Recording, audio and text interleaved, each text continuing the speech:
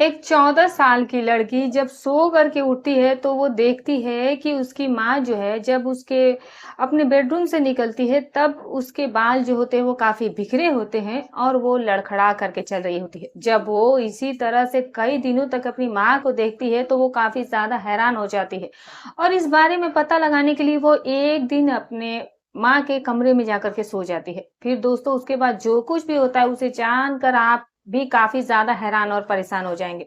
दोस्तों इस पूरी सच्चाई को जानने के लिए वीडियो के अंत तक बने रहिएगा। दोस्तों बस आपसे एक ही रिक्वेस्ट है कि अगर आपको हमारी वीडियोज़ पसंद आती है तो वीडियो को एक लाइक कीजिएगा और अगर आप चैनल पर नए हैं तो प्लीज़ चैनल को सब्सक्राइब कर लीजिएगा जिससे कि हमारा हौसला भी बढ़ता रहे और आपके लिए नई-नई कहानियाँ मैं आपके लिए लाती ही रहूँ।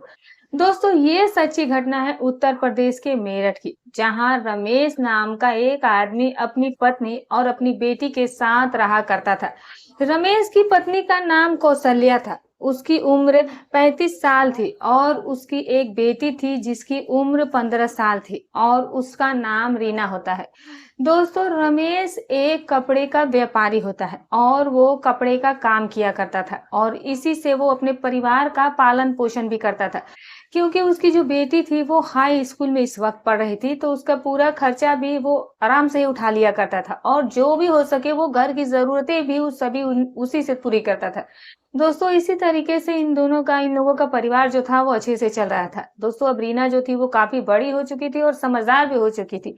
तो इसीलिए जो रीना की माँ होती है वो रीना के साथ ही सोया करती थी और जो रीना का पिता होता है वो अपने आप को काफी ज्यादा फिट रखा करता था और बिल्कुल ही नौजवान लड़के की तरह दिखता था, क्योंकि वो अच्छे खासे कमाता है और कुछ ज्यादा ही अपने ऊपर मेंटेनेंस के ऊपर खर्च करता है और खुद वो काफी फैशनेबल होता है।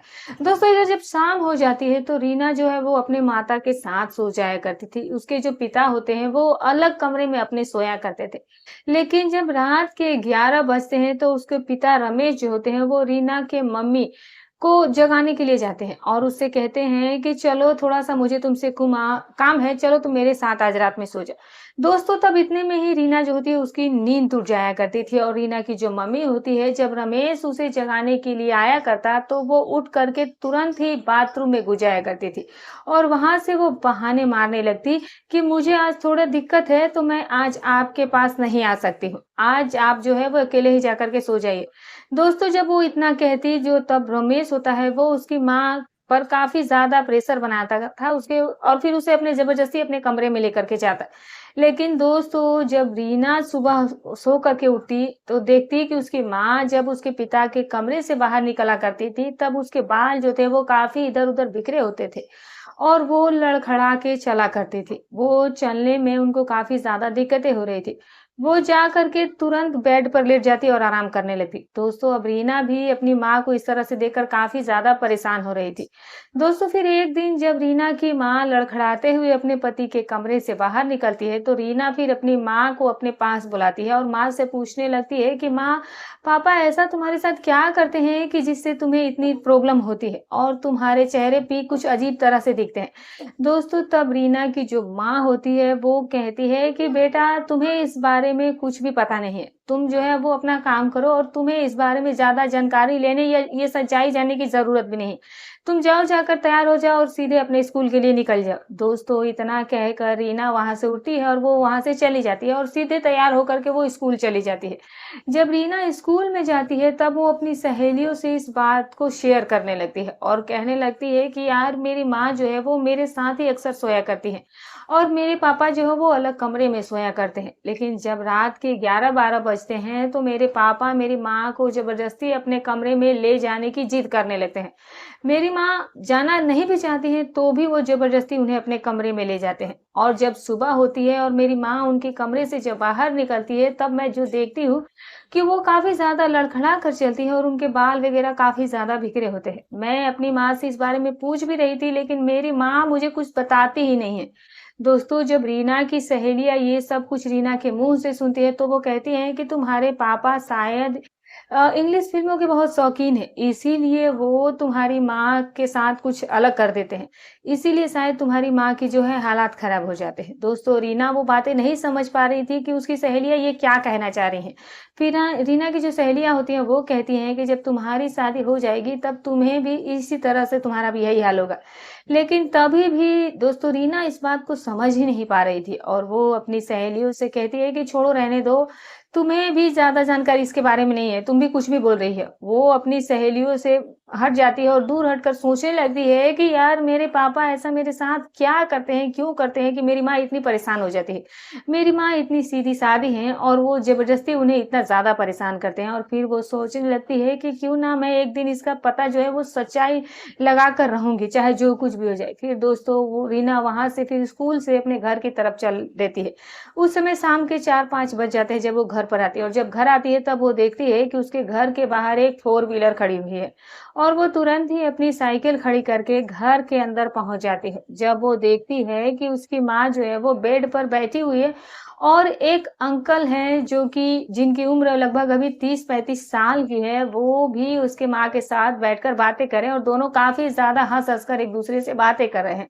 उसकी माँ जो है वो काफ़ी तेज़ी से हँस रही होती है। दोस्तों रीना जब अपनी माँ को इस तरह से हँसते हुए देखती है तो वो भी काफ़ी ज़्यादा खुश हो जाती है कि कम से कम आज तो मेरी माँ इतनी ज़्यादा खुश दिखाई दे रही है। दोस्तों फिर रीना की माँ जब रीना को देख लेती है तो वो तुरंत ही बुलाती है और वो जो अंकल होते हैं उससे रीना का परिचय करवाती है और उनसे कहती है कि ये मेरी बेटी है, इसका नाम रीना है और ये अभी हाई स्कूल में पढ़ रही है। तब रीना कहती है कि माँ ये अंकल कौन है? तब वो उसे बताती है कि बेटा ये मेरे बहुत ही पुराने और अच्छे दोस्त रहे हैं, जो कि मेरे शादी से पहले हम दोनों की काफ़ी अच्छी बॉन्डिंग थी, काफ़ी अच्छा हमारा रिश्ता था और हम दोनों काफ़ी ज़्यादा बाहर घूमा-फिरा करते थे, मिला करते थे और एक-दूसरे का दुख-सुख में हमेशा साथ देते आए हैं।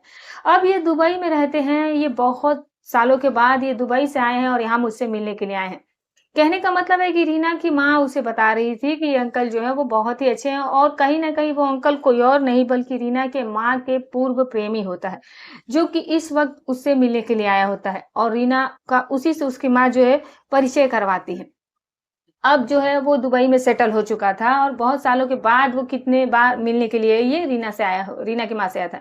दोस्तों जो सुनीता का दोस्त होता है वो रीना को अपने पास बुलाता है और उसके पीठ पर वो काफ़ी प्यार से हाथ फेरने लगता है। दोस्तों रीना को ये चीज़ें थोड़ी अटपटी लगती है और वो अंकल जो होता है वो कहता है कि सुनीता तुम्हारी बेटी तो बहुत ही ज़्यादा खूबसूरत है और इसी तरह तुम भी अपनी जवानी में भी लगा करती थी, वैसे ही तुम्हारी बेटी भी आज दिख रही है। दोस्तों फिर रीना को जब ऐसा वो कहता है तो रीना जो है वो तुरंत वहाँ से उठ कर के कमरे में चली जाती है और फिर अपने कपड़े वगैरह बदलती है। कपड़े बदल कर वो 10 मिनट के बाद से वो फिर अपनी माँ के पास लौटती है और देखती है कि वो जो अंकल आए हुए हैं और जो उसकी माँ है, वो दोनों ही एक-दूसरे के पास में बैठकर एक-दूसरे का हाथ पकड़ कर के काफ़ी ज़्यादा मुस्कुराते हुए बातें कर रहे थे। दोस्तों फिर वो जो अंकल आए होते हैं उनको और रीना को उसकी माँ जो है वो खाना लगाती है और वो खाना वगैरह खाकर जो अंकल होते हैं अब वहाँ से वो चले जाते हैं। फिर जो वो अंकल होता है उसके जाने के बाद जो रीना की माँ सुनीता होती है वो रीना से कहती है कि बेटी इसके बारे में तुम अपने पापा से कुछ भी मत कहना कि ये आए थे। नहीं तो वो अगर जान जाएँगे तो फिर वो मुझसे काफ़ी ज़्यादा झगड़ा करेंगे। वैसे भी वो मुझे काफ़ी ज़्यादा पहले से ही परेशान करते आए हैं, तुम तो जानती हो। लेकिन अगर उन्हें इस बात का भी पता चल जाएगा कि ये दुबई वाले अंकल यहाँ पर आए थे तो वो मुझे काफ़ी ज़्यादा मारेंगे। दोस्तों रीना भी अपनी माँ की ऐसी स्थिति को, ऐसी हालत को देखते आई थी। तब वो भी कहती है कि माँ मैं अपने पिता से ये सब कुछ बातें नहीं कहूँगी, आप चिंता मत कीजिए। आप बिल्कुल ही टेंशन फ्री रहिए। दोस्तों फिर वो अपनी बेटी को दुलारने लगती है और फिर दोनों ही अपने काम में वापस से लग जाते हैं। अब दोस्तों शाम हो जाती है, उसके पिता आ जाते हैं और खाना-पीना खा करके उसकी माँ जो होती है वो रीना के साथ बेडरूम में जा कर के लेट जाते हैं और उसके पिता अपने बेडरूम में चले जाते हैं।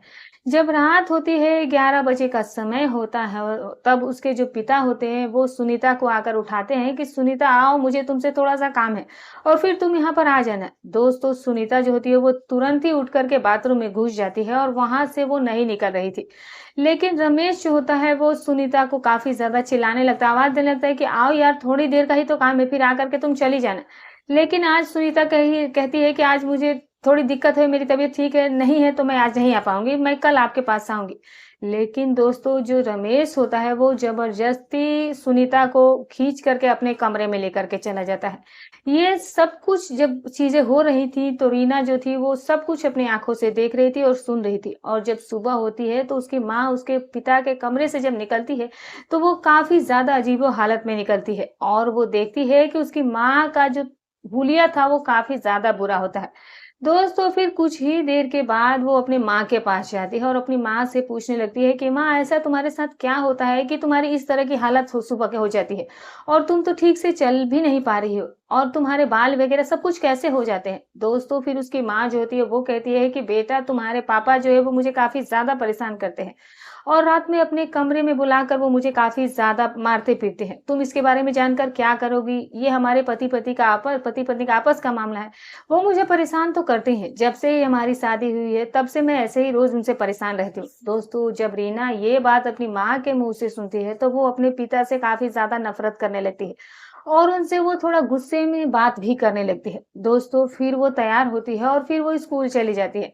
जब वो स्कूल से आ रही होती है, तब वो देखती है कि वो जो दुबई वाले अंकल होते हैं, वो अपनी फोर व्हीलर से उसी रास्ते से आ रहे होते हैं, और जो रीना होती है वो उसी रास्ते से पैदल आ रही थी।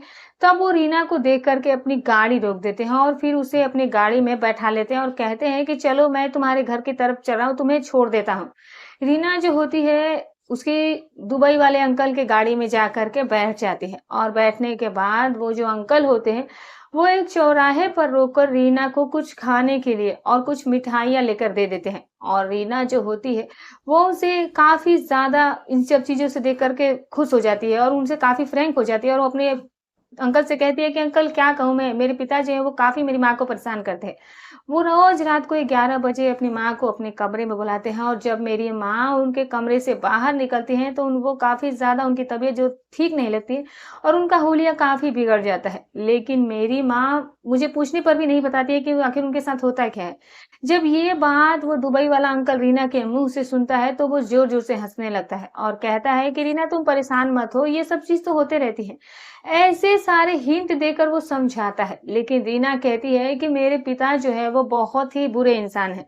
दोस्तों, फिर जो होता है कि जो दुबई वाला अंकल होता है वो रीना से कहता है कि तुम्हारी और माँ जो है वो हम दोनों एक दूसरे से काफ़ी दिनों से दोस्त रहे हैं, और मैं तुम्हारी माँ से पहले शादी भी करना चाहता था, लेकिन तुम्हारे माँ के जो नाना-नानी जो तुम्हारे थे, वो मेरे साथ तुम्हारी माँ की शादी ना करवा कर तुम्हारे पापा के साथ करवा दी, और अब वो खुश नहीं रहती है, और तुम्हारे जो पिता हैं, वो हमेशा ही तुम्हारी माँ को मारा-पीटा करते हैं, गाली दिया करते हैं। बचपन से ही जब तुम नहीं थी, तभी भी तुम्हारे पिता जो थे, वो तुम्हारे माँ को काफ़ी मारा-पीटा करते थे। उसके पिता के खिलाफ वो अंकल काफ़ी ज़्यादा भड़का देता है कि तुम्हारे पिता जो वो सही इंसान नहीं है। हमेशा से वो तुम्हारी माँ को प्रताड़ित करते आए हैं। मैंने तुम्हारी माँ को कितनी बार कहा भी है कि तुम उनसे तलाक ले लो और फिर से अपनी आकर के नई ज़िंदगी की शुरुआत रहो। जो भी तुम्हारा खर्चा होगा वो तो मैं कहने के लिए भी कहता था कि मैं दे दिया करूँगा। मैं हमेशा से ही उसकी मदद करना चाहता था। दोस्तों, वो जो दुबई वाला अंकल होता है वो रीना को लेकर के उसके घर जाता है, और जो उसके पिता होते हैं वो एक कपड़े के व्यापारी होते तो वो ज़ाहिर-सी बात है, वो रोज़ अपने काम पर चले जाया करते थे। वो दिन में कभी घर पर नहीं रहा करते थे। रीना जाती है और सीधे अपने कमरे में जाकर के कपड़े वगैरह बदलने लगती है। दोस्तों, रीना की माँ और जो दुबई वाले अंकल होते हैं वो दोनों जब मिलते हैं तो फिर एक दूसरे को बहुत प्यार भरी नजरों से देखना शुरू कर देते हैं, और दोनों काफी नजदीक बैठ करके एक दूसरे से बातें किया करते हैं। जब रीना आती है और देखती है कि वो दुबई वाले जो अंकल है और ये जो मम्मी है, ये दोनों एक दूसरे से एकदम पति पत्नी की तरह क्यों बात करते थे, क्यों उनके साथ इतनी नजदीकियां थी। फिर वो कुछ देर के बाद जो दुबई वाला अंकल होता है वो रीना के घर से वो चला जाता है, और शाम के समय जब रीना अपनी माँ से पूछती है और कहती है कि माँ, मैं थोड़ी देर के लिए मार्केट जा रही हूँ और घूम करके जल्दी ही आ जाऊंगी, कुछ सामान वगैरह लेना है। दोस्तों, रीना बाजार चली जाती है और वहां से कम वो 10 से 15 नींद की गोलियां खरीद लाती है। दोस्तों, वो मेडिकल से नींद की गोली लेती है और घर आकर के वो सोचने लगती है कि आज तो मैं इसका पता लगा कर रहूंगी कि मेरे पिता आखिर मेरे माँ के साथ आखिर ऐसा क्या करते हैं जिससे कि मेरी माँ की हालत इतनी ज्यादा बुरी हो जाती है। दोस्तों, वो आती है और जब उसके पिता शाम को अपने काम से लौट आते हैं तो खाना रीना बनाकर वो अपनी माँ के खाने में नींद की 3, 4, 5 गोलियां मिला करके उन्हें दे देती है। उसकी माँ जो है वो खाना खाने के बाद तुरंत ही वो सो जाती है, और फिर उसके पिता भी खाना खाते हैं और फिर वो उठकर पिता जो है वो खाना वगैरह खाकर छत पर टहलने जाया करते हैं और फिर वो सोचते हैं कि जाकर इसकी माँ को जगाया जाए और तब तक रीना भी सो जाएगी। तभी रीना उठती है और सीधे वो अपने पापा के बेडरूम में जाकर के सो जाती है। दोस्तों फिर उसके पिता रीना की माँ सुनीता को काफ़ी जगाते हैं कि चलो उठो, मेरे पास चलो। चलो ना कोई दिक्कत नहीं, मुझे तुमसे कुछ बात करनी है, कुछ ज़रूरी चीज़ें करनी है। लेकिन रीना की माँ सुनीता जो थी वो काफ़ी देर तक सोई रहती है, वो उठती ही नहीं है। तब उसके पापा गुस्सा होकर, नाराज़ होकर जब उसके कमरे में आते हैं, तब वो देखते हैं कि रीना की माँ तो आज पहले से ही बिस्तर पर आकर लेट गई है। दोस्तों वो देख कर के काफ़ी ज़्यादा खुश हो जाते हैं। उन्हें ये नहीं मालूम था कि उस वक़्त जो बिस्तर पर लेटा हुआ था वो रीना की माँ नहीं थी, दरअसल वो रीना थी। और रीना के बेडरूम में उस वक़्त जो है रीना की माँ सुनीता लेटी हुई थी। और रीना की माँ यानी सुनीता के पास वो समझ रहे थे, वो जाकर वहाँ बैठ जाते हैं और उसके सर पर हाथ फेरते हुए कहते हैं कि यार मैं तुम्हारे साथ ऐसा क्या करता हूँ कि जो तुम मुझसे हमेशा परेशान हो जाती हो और मुझसे लड़ती झगड़ती रहती हो। मैं तो हमेशा ही तुमसे बहुत प्यार से रहता हूँ, जितना कुछ कमाता हूँ वो सब कुछ तुम्हारे हाथ में ला कर के रख देता हूँ और तुमको इतना चाहता हूँ, फिर भी यार तुम मुझसे इतना झगड़ा, इतना नाराज़ से क्यों नहीं रहती हो? अगर तुम्हारा मन नहीं है तो फिर चलो कल कर लेंगे, लेकिन तुम अगर सो गई हो तो चलो तुम सो जाओ आज यहीं पर। दोस्तों इतना कहकर रीना का जो पिता होता है वो रीना के बगल में ही सो जाता है। दोस्तों जब रीना सुबह उठती है और सोचने पर वो मजबूर हो जाती है कि मेरे पिता जो है वो इतने अच्छे आदमी थे, वो तो कुछ भी ऐसा नहीं करते जैसे माँ दिखती है, लेकिन मेरी माँ मेरे सामने ऐसा क्यों भेस लेकर आती है कि जैसे कि वो बहुत ज्यादा दुखित है, वो बहुत ज्यादा पीड़ित है। दोस्तों इसी बात पर वो काफी ज्यादा गुस्सा होने लगती है और वो एक दिन वो स्कूल ना जा करके घर पर अपने कमरे में वो तबीयत खराब बहाना बनाकर लेटी होती है। जब दोपहर के समय हो जाता है तब जो दुबई वाला अंकल होता है वो घर पर आता है और उसकी माँ वो अंकल जो है एक-दूसरे से गले मिलते हैं। रीना को ये सब कुछ पता नहीं होता है कि दुबई वाले अंकल जो है वो नीचे बरामदे में आकर बैठे हुए हैं। दोस्तों रीना की माँ जो थी वो दुबई वाले जो अंकल होते हैं, वो दोनों आपस में बात कर रहे होते हैं कि यार क सुनीता मैं इतने दिनों से दुबई से तुम्हारे लिए आया हूँ और तुम अभी तक क्या कर रही हो? तुमने अपने अभी तक अपने पति से तलाक क्यों नहीं लिया? दोस्तों रीना आकर के वहां से दरवाजे पर छुप करके वो दुबई वाले अंकल और अपनी माँ की सारी बातें सुन रही थी और वो देख रही थी। तब दुबई वाला जो अंकल होता है वो कहता है कि जितनी जल्दी हो सके यार अपने पति से तुम तलाक ले लो, नहीं तो फिर मुझे यहाँ पर रहने का कोई मतलब नहीं है, मैं वहां से वापस लौट जाऊंगा। जब मैं यहाँ पर रहकर भी अगर तुमसे दूर ही रहूंगा तो फिर मुझे यहाँ नहीं रहना है, मैं यहाँ से चला जाऊंगा। इस तरह की बातें वो रीना से कहता है। तो फिर जो रीना की माँ सुनीता होती है वो उस दुबई वाले अंकल से कहती है कि यार तुम टेंशन मत लो, मैंने अपनी बेटी के मन में हर तरह से फूटे भर दी हैं, वो अपने पापा से काफी ज्यादा नफरत करने लगी है और अब बहुत ही जल्द मैं उसे ये साबित कर दूंगी और कह दूंगी कि हम दोनों तलाक लेकर के बाहर रहेंगे और फिर तुम हमारे साथ आ जाना और फिर मैं तुमसे शादी करके हम तीनों लोग जो है वो आराम से खुशी से रहेंगे। जब रीना अपनी माँ के मुंह से इस तरह की बातें सुनती है तो वो काफी ज्यादा हैरान और परेशान हो जाती है और वो सोचने पर मजबूर हो जाती है कि ये जो दुबई वाले अंकल हैं और जो मेरी माँ है ये आपस में एक दूसरे से प्यार करते हैं और मेरे पिता को तो ये बेवजह बदनाम कर रहे हैं। वो कितने अच्छे इंसान है वो तो मैंने कल रात ही देख लिया। अब इस तरह की बातें तभी सोच रही थी, तभी रीना की माँ जो होती है और जो दुबई वाले अंकल होते हैं उसी वक्त गले मिलते हैं और फिर रोमांस करने लगते हैं। दोस्तों वो दोनों वहीं पर एक दूसरे से रिश्ता कायम करने लगते हैं। दोस्तों जब रीना ये सब कुछ देख रही होती है, उसकी माँ और वो दुबई वाले अंकल वहीं पर जब सब कुछ करने लगते हैं तब वो दौड़ करके अपने कमरे में चली जाती है और फिर 10-20 मिनट के बाद वो तेजी से आती है और दरवाजा खटखटाती है।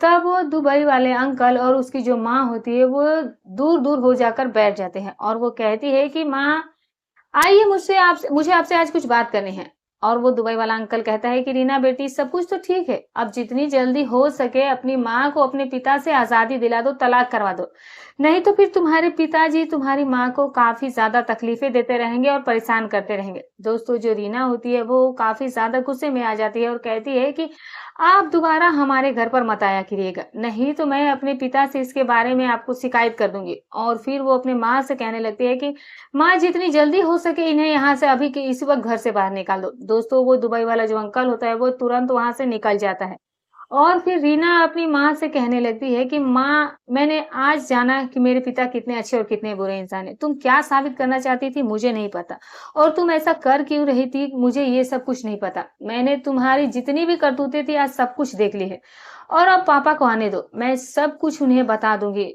दोस्तों उसकी जो माँ सुनीता देवी होती है, वो ये बातें सुनकर काफ़ी ज़्यादा घबरा जाती है और कहने लगती है कि बेटी मुझे माफ़ कर दो।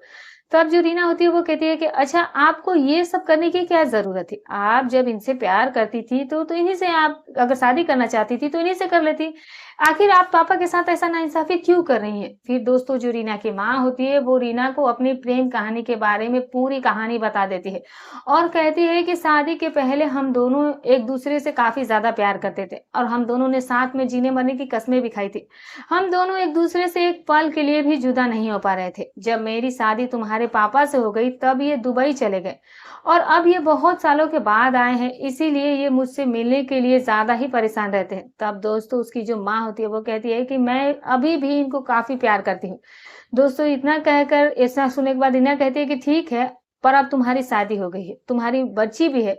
तुम देख ही रही हो मैं कितनी बड़ी हो गई हूँ और अब तुम पापा के ऊपर ना ध्यान देकर के तुम उसके बारे में सोचती हो, जो इंसान नहीं है तुम्हारी ज़िंदगी में, ये गलत है। अब पापा को मैं ये सब कुछ बताऊँगी। रीना की माँ जो सुनीता है, वो रीना से हाथ जोड़ कर के विनती करने लगती है कि बेटा ये सब कुछ मत बताना, वरना हमारे बीच झगड़ा हो जाएगा और तुम्हारे पापा मुझे मारने-पीटने लगेंगे। दोस्तों इतने में रमेश जो होता है वो अब शाम को घर आता है। तब रीना जो घटनाएँ घटी थी उसके बारे दुबई के वाले अंकल के बारे में सब कुछ रीना जो है अपने पापा से बता देती है और जो रमेश होता है वो सुनीता का जो पति होता है, वो अपनी बेटी रीना से कहता है कि बेटी मुझे इसके बारे में पहले से ही सब कुछ मालूम है। तुम्हारी माँ पहले भी जब तुम नहीं थी और जब तुम छोटी थी तभी भी तुम्हारी माँ जब मैं काम पर चला जाया करता था तब ये उसे चुप-चुप कर मिला करती थी। लेकिन मैंने हमेशा ही इसे माफ़ कर दिया है क्योंकि हमारे बीच में झगड़े ना हो, हमारे बीच कोई दिक्कत ना हो। अब तुम अच्छे से रहो, लेकिन मैंने इसे समझाया भी कि अब हमारी बेटी हो गई, तुम अच्छे से रहो, लेकिन ये नहीं मानी। दोस्तों जब ये सब बातें वो अपने पति के मुँह से सुनीता सुनती है तो काफ़ी ज़्यादा शर्मिंदा होती है और अपने पति और बेटी से दोनों से हाथ जोड़कर माफ़ी माँगने लगती है और कहती है कि अब मैं दोबारा ऐसी ज़िंदगी में गलती नहीं करूँगी और मैं अब दोबारा उससे कभी नहीं मिलूँगी।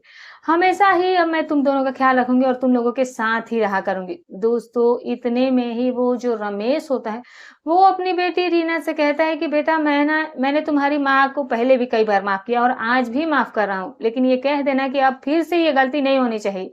इतने में जो वो कौशल्या होती है वो अपने पति और बेटी से माफ़ी माँग लेती है और फिर इस तरह से खुशहाल जीवन एक-दूसरे से साथ में रहकर जीने लगी थी।